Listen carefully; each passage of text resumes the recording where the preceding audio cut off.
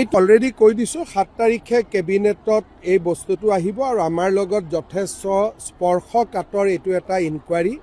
ঠিক এইটো অসমৰ ৰাজনীতিৰে চাব নালাগে, এইটো এটা বিশ্ব স্তৰৰ এটা গ্ল'বেল কনস্পিৰেচি এটা। গতিকে এইটো অকল ঠিক এইটো কথা ভুল হ'ব যে এইটো গৌৰৱ গগৈৰ SIT।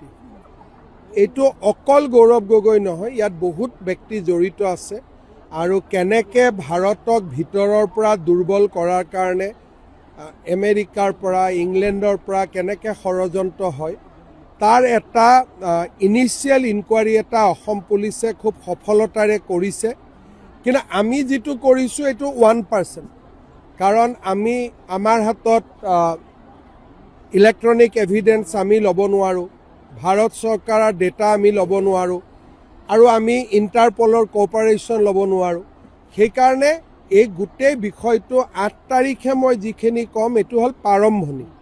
কিন্তু মই ভাবোঁ যে ভাৰত চৰকাৰে ভাল কৰি তদন্ত কৰিলে ই এটা বহুত ডাঙৰ ষড়যন্ত্ৰ এটা আমাৰ দেশক দুৰ্বল কৰা প্ৰকাশ পাব। আৰু এইটো ভুলতো নাভাবিব যে এজন ব্যক্তিৰ বিৰুদ্ধে, ই এটা ছিষ্টেমৰ বিৰুদ্ধে এইটো এটা তদন্ত।